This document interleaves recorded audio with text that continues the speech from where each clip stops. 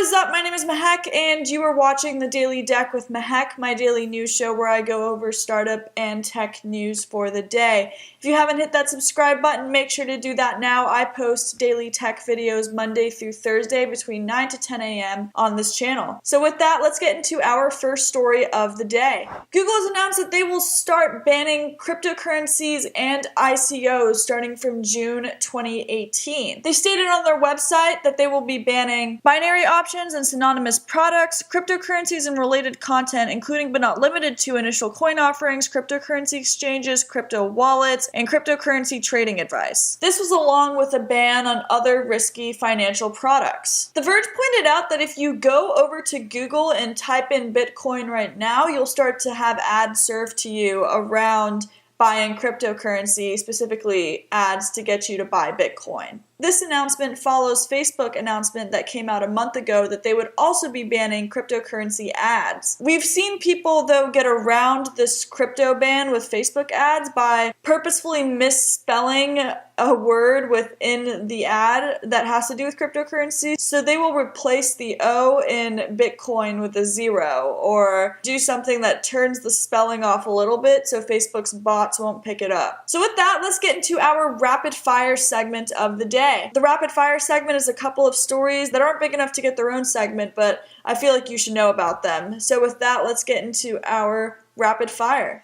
Tinder is starting to roll out a chronological feed to their users. So when you match with someone on Tinder now, you will also be able to get a feed of when they're updating their profile or adding new images. I think this is really interesting because it turns Tinder into more of a social platform than just having to swipe and connect with someone. This new feature also gives you the opportunity to maybe reignite connections that you've made in the past, so I think it's a good move. I'm interested to see how that boosts or maybe even reduces users.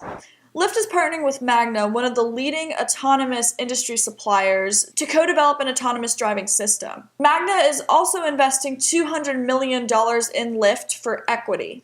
Boxed, the bulk e-commerce company, is currently looking for a new CFO. Mehak joined Box as their CFO in 2016, and today it was announced that he is stepping down from his position. Mehak plans to move to a financial tech company, but he hasn't stated where he is planning on going publicly yet.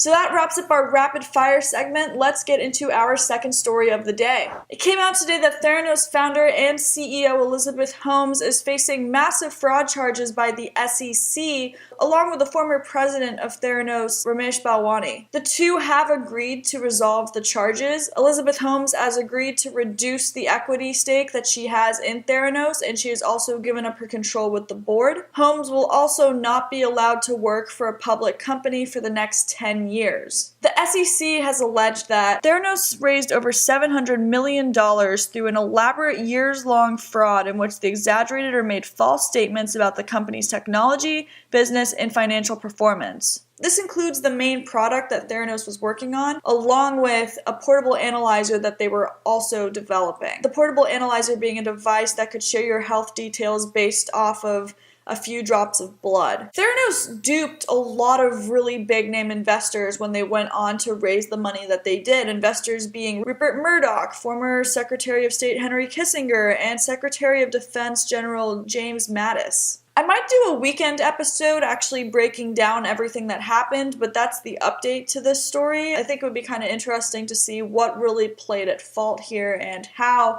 Elizabeth Holmes and Theranos were able to get this far. The only thing I'm really going to say here, and the Wall Street Journal placed this really well, that this is a classic story of faking it till you're making it going way too far. I'm interested to hear your thoughts on this story and what you think of Theranos and Elizabeth Holmes, so I'm interested to hear your thoughts on this, and I'm thinking about doing a breakdown piece on that this weekend.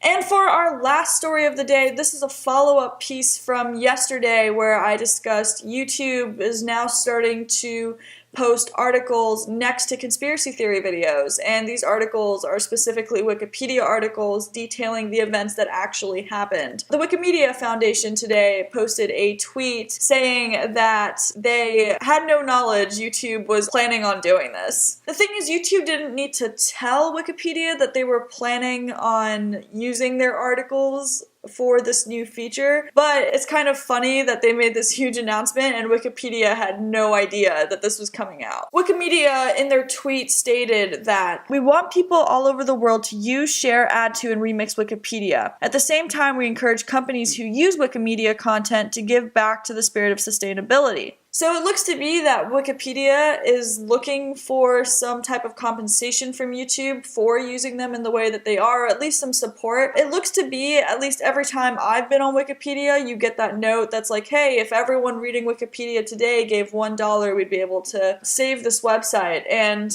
it's very clear they're kind of going through some financial trouble. So I'm interested to see where this story goes, if YouTube will maybe create some formal partnership with them or maybe help them out now that they're using their product. So yeah, I'm interested to hear your thoughts on this story and all of the other stories before this. I really want this show to be a conversation between us as we talk about tech and we're learning and making new things. It's super exciting to get this show together and also open it up to you and hear your new thoughts and your perspectives, because I'm just one person with one idea. So with that, if you like this video, make sure to give me a thumbs up, and if you didn't like this video, tell me why, because it's really important to me that you enjoy these videos and like watching them, because it's a lot of fun for me to make them. If you haven't hit that subscribe button, make sure to do that now, and I will see you guys on Monday. Peace.